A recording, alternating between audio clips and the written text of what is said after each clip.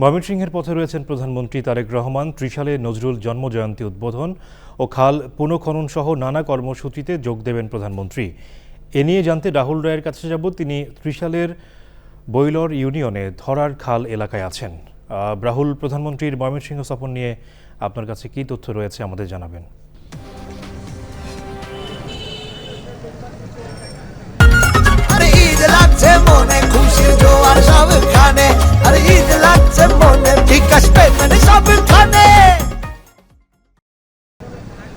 সামির, আপনাকে ধন্যবাদ। আমরা দেখছি যে ধারাবাহিকভাবে প্রায় প্রতি সপ্তাহেই দেশের বিভিন্ন জায়গায় যাচ্ছেন প্রধানমন্ত্রী তারেক রহমান।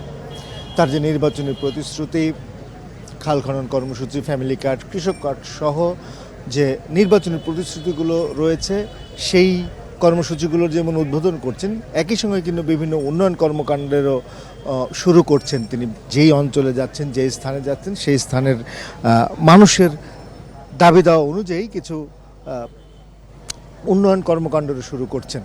বলা যায় যে এর ধারাবাহিকতায় তিনি ত্রিশালে আসছেন। এখানে এসে তিনি এই যে বৈলর ইউনিয়নের এই খালটি খনন করবেন। আমরা দেখেছি যে তিনি এর আগেও বেশ কয়েকটি জায়গায় খাল খনন কর্মসূচি শুরু করেছেন। একই সঙ্গে এই খাল খনন কর্মসূচি প্রকৃতির জন্য, বর্ষা মৌসুমে পানি সংরক্ষণের জন্য খাল খনন কর্মসূচি কতটা জরুরি, সেগুলোও কিন্তু তিনি বিভিন্ন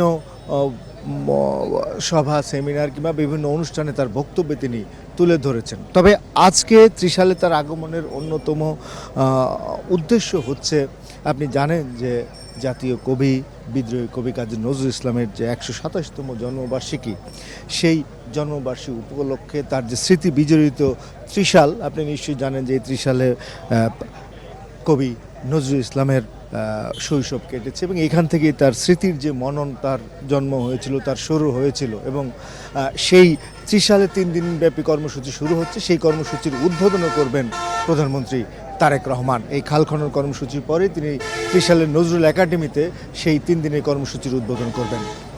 সামির।